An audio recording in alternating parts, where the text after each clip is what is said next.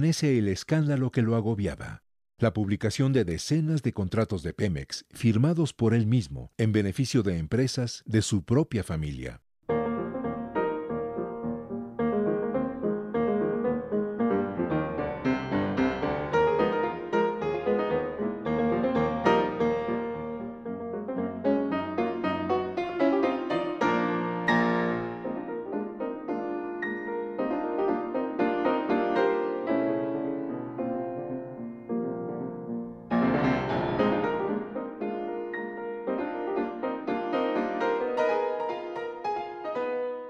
En febrero de 2008 publicó los contratos de Juan Camilo Muriño y bueno, se pide una entrevista al funcionario que entonces llega como secretario de Gobernación.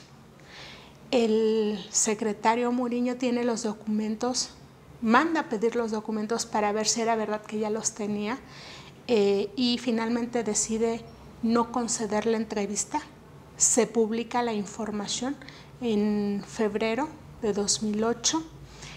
Unos días después de que publicamos, gente de Andrés Manuel López Obrador, dos de sus asesores, me piden los documentos y bueno, Andrés Manuel López Obrador los exhibe frente a la Torre de Petróleos Mexicanos en un mitin el día 24 de marzo y acusa a Juan Camilo Muriño de traficar influencias.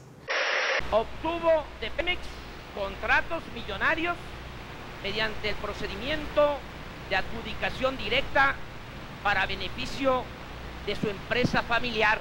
López Obrador entregó a legisladores del Frente Amplio Progresista las supuestas pruebas publicadas posteriormente por un diario. Según estos documentos, Muriño firmó contratos con Pemex Refinación como apoderado legal de una empresa privada. Contratos celebrados en el 2002 y el 2003, cuando como diputado federal presidió la Comisión de Energía, y después cuando fungió como asesor del entonces secretario de Energía, Felipe Calderón. Ya había pesquisas de Juan Camilo Muriño en esta participación junto con Felipe Calderón como secretario de Energía y junto con César Nava Vázquez, que se desempeñó después de ser abogado de Petróleos Mexicanos como jurídico en la Secretaría de Energía. Tenemos 3 personajes que pasaron del Congreso a la Secretaría de Energía, Petróleos Mexicanos y finalmente a la Presidencia de la República haciendo contratos irregulares, vinculados en contratos irregulares con Petróleos Mexicanos. Incluso por ahí una de las líneas de investigación que publiqué es que parte del dinero de la campaña de Felipe Calderón salió de estos contratos de transporte de hidrocarburos que obtuvo la familia Muriño, la familia del senador Juan Buenotorio, un hermano de Vicente Fox, transportista también, y otra serie de empresarios. En los últimos días se han hecho una serie de acusaciones en mi contra que, como he dicho, carecen de sustento. Lo infundado de los hechos que se me atribuyen amerita también su total esclarecimiento. Por ese motivo decidí desde el primer momento señalar públicamente mi rechazo a estas acusaciones y exhorté a quienes me acusan a presentar sus denuncias ante las autoridades competentes. Los abusos de Muriño serán consentidos por la justicia federal. Otra lección de moral al estilo del PAN. Me parece que incluso hay más voracidad en los negocios que se han hecho en las administraciones panistas, porque parecía ese afán de hacer negocios muy lucrativos y el saqueo inmediato, ¿no? Y esto se ha tratado de legalizar desde la Cámara de Diputados, por ejemplo.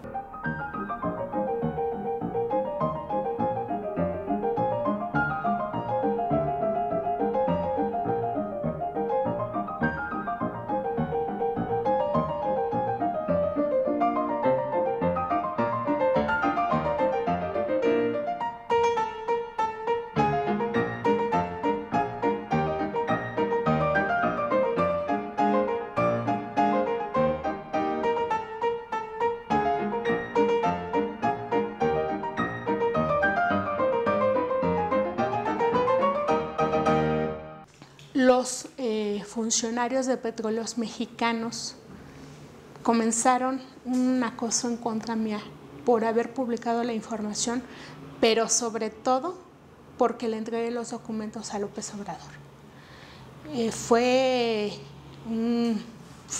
Llegaron las amenazas, llegaron el acoso en contra mía. Directamente el gerente de comunicación social de Petróleos Mexicanos me llamó, me dijo: te vas a arrepentir de lo que le hiciste a Juan Camilo, y comencé a recibir amenazas de muerte. Damas y caballeros, en estos momentos hace su arribo el ciudadano presidente de los Estados Unidos mexicanos. Es el 19 de noviembre de 2008. Felipe Calderón presenta a su nuevo secretario de Gobernación. Toma la palabra el ciudadano licenciado Fernando Francisco Gómez Montt Ureta, secretario de Gobernación. Señor licenciado Felipe Calderón Hinojosa, presidente de los Estados Unidos mexicanos. Agradezco el alto honor que confiere a mi persona al distinguir con el nombramiento del secretario de Gobernación. El militante panista y litigante de altos vuelos se convierte, así, en el segundo hombre del Estado mexicano. Un ciudadano con una biografía singular. Aquí, don Fernando, en 1997, atendiendo a su cliente, Jorge Lankenau. El banquero que defraudara a los cuentavientes de su banco, confía, con cerca de $170 millones. Dos héroes del Fobaproa. Tenemos como secretario de Gobernación a un abogado empresarial, gerencial, que en su momento defendió estos intereses, igual que Diego Fernández de Ceballos. Por favor. 3 minutos. 3 minutos. Vámonos. 3 minutos, por favor. Es el 10 de julio de 1997. En el ataúd, se supone, está el cadáver de Amado Carrillo, el narcotraficante apodado El Señor de los Cielos. Aquí, la versión oficial. Este cadáver que ustedes han visto ahorita, que fue inscrito en el en el hospital en donde fue realizada su intervención quirúrgica, y en la funeraria o las funerarias que atendieron su embalaje, con el nombre de Antonio Flores Montes, es realmente el de Amado Carrillo Fuentes.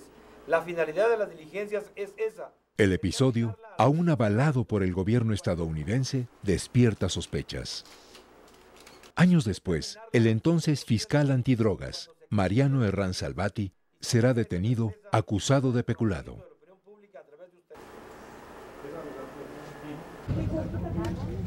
Ahí viene, Santos. No se muevan. Antes, se sabrá que Fernando Gómez Montt era el apoderado del hospital en donde supuestamente murió Carrillo, y que el representante legal de la funeraria era su inseparable colega, Diego Fernández de Ceballos. Aquí, los dos viejos amigos en Chilpancingo, Guerrero, 1989. La política interior de la República en buenas manos. Gracias, señor. Se despide de todos ustedes el ciudadano presidente de los Estados Unidos mexicanos, deseando tengan ustedes muy buen día.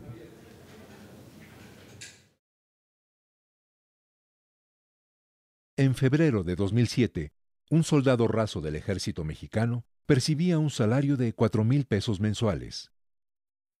Un coronel ganaba cerca de 40,000 pesos. El mercado del crimen organizado paga salarios mucho más altos, especialmente a quienes cuentan con adiestramiento militar.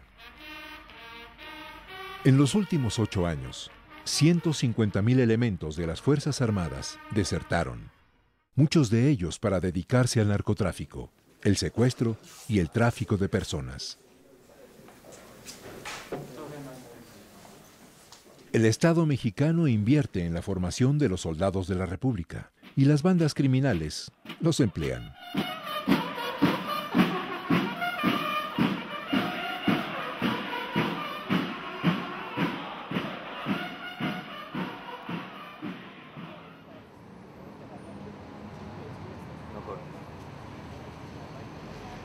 Es el 20 de mayo de 2009. Las cámaras de seguridad del penal de Cieneguillas, Zacatecas, registran la liberación de 53 reclusos. El operativo, por cuenta de un comando integrado por elementos de la Agencia Federal de Investigaciones, AFI, y de la Policía Federal Preventiva. No obstante, se trataba de delincuentes disfrazados. Los uniformes eran falsos. La fuga, verdadera.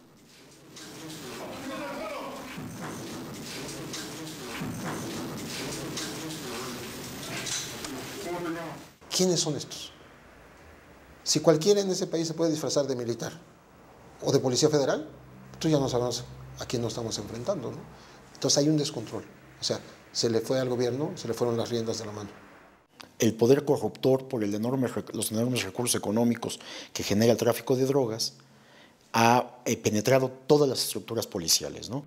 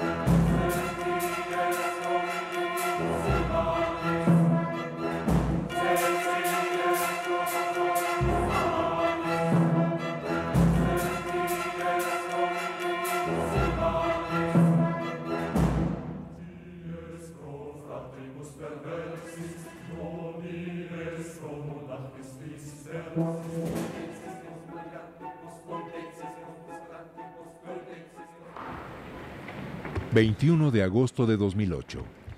Se otorga la palabra al señor Alejandro Martí.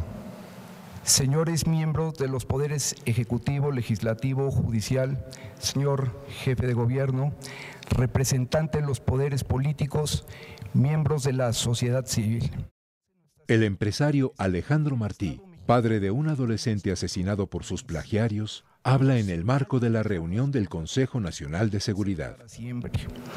El dolor y la muerte de mi hijo me ha dado el honor hoy de poderme expresar ante ustedes en nombre de todos aquellos que han sufrido una pena como yo, en nombre de todos aquellos mexicanos, padres y madres y familias y Fernandos, que existen miles en este país que no han tenido un foro como este.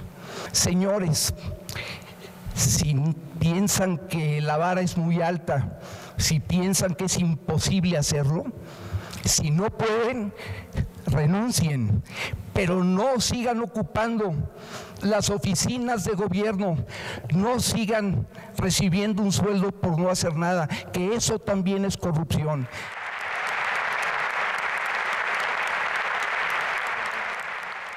Por supuesto, ninguno de los aludidos pensó en renunciar.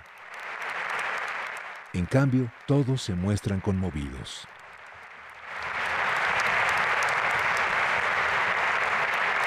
Ojo.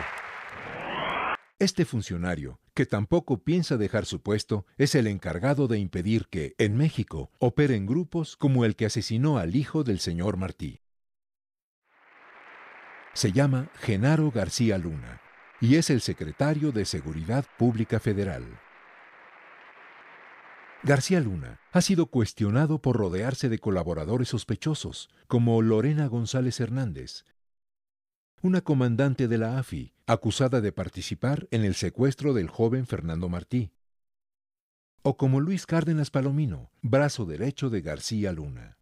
Es un hombre con una presencia agradable y es un hombre muy mediático, ¿no? Es un hombre que sabe presentarse ante los medios de comunicación. Ese es un rostro de Cárdenas Palomino, el hombre que detiene a bandas de secuestradores, el hombre que detiene a homicidas, pero Cárdenas Palomino tiene un pasado, y ese pasado es que a los 18 años fue cómplice de un triple homicidio perpetrado en la colonia Buenavista de la Ciudad de México. Entonces su policía trabajaba en la Policía Judicial del Distrito Federal y gracias a ese tráfico de influencias, Cárdenas Palomino nunca pisó la cárcel. Yo tuve acceso, tengo en mi poder su testimonio firmado con su puño y letra reconociendo que él presenció, que él iba junto con otros 2 amigos en un taxi por la colonia Buenavista. Ellos sabían de antemano que no tenían dinero para pagarle. Cuando se bajan del taxi y no le quieren pagar, el taxista reclama el pago. Su amigo saca una pistola y enfrente de sus narices le dispara al taxista. Uno podría pensar, bueno, pobrecito, ¿qué podía hacer si su amigo estaba armado, verdad? Pero en vez de ir inmediatamente a las autoridades a denunciar el homicidio, lo que hizo fue irse a beber champaña y a buscar algunas prostitutas para celebrar el evento de la tarde. Es el 9 de diciembre de 2005. Estas imágenes que dan cuenta de la detención de la banda de secuestradores Los Zodiaco son una puesta en escena concebida por García Luna. La Agencia Federal de Investigaciones reconoció que simuló un rescate para los medios de comunicación. Específicamente afirmaron en el caso de los presuntos secuestradores de la banda Los Zodiaco. En la operación para rescatar a las víctimas no había prensa. Ya se explicó esto, se explicó en una entrevista. A petición de ustedes, nos pidieron que mostráramos cómo fue el ingreso a la casa de seguridad. El combate a la delincuencia como reality show y una carta reveladora.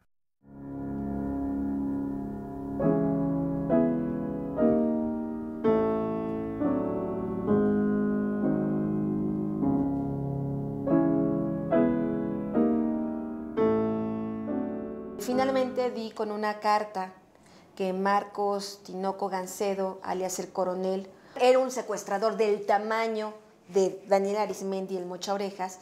Este hombre narra y manda una carta a Vicente Fox en el 2002 hablando de cómo Genaro García Luna y cómo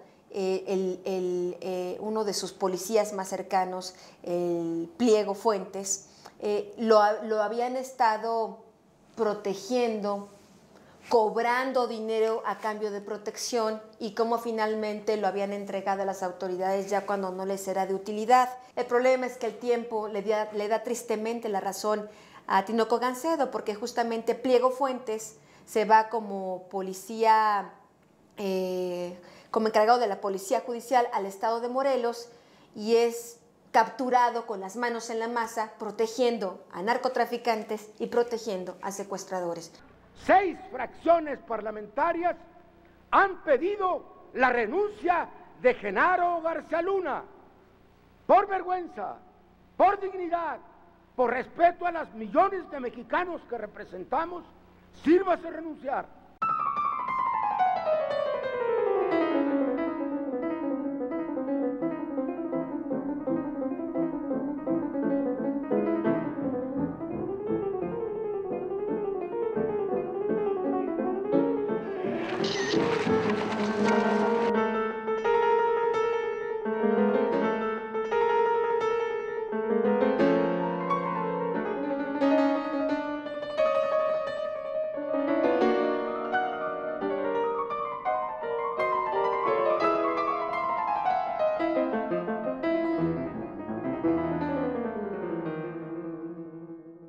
Este señor es un peligro para la nación y es un peligro para la vida de todos nosotros.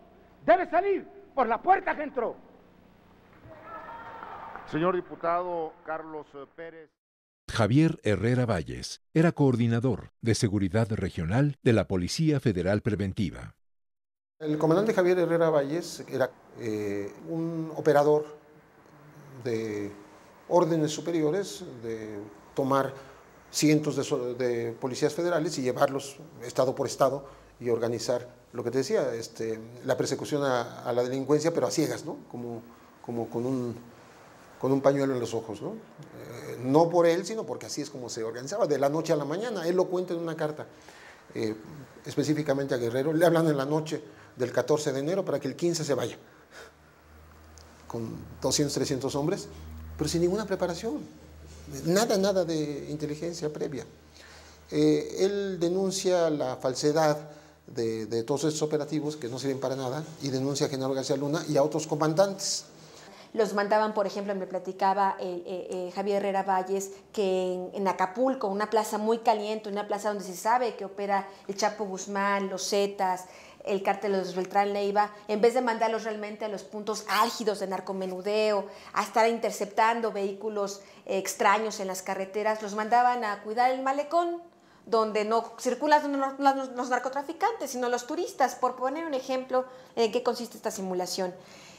Javier Herrera Valles, por desgracia, pagó muy cara su osadía de no solo decir esto a los medios de comunicación, sino que habría que decir que antes de recurrir a los medios de comunicación, él se le informó puntualmente al presidente, le entregó toda la documentación suficiente para que el presidente se formara un criterio y se diera cuenta que García Luna lo estaba engañando, no estaba haciendo bien las cosas.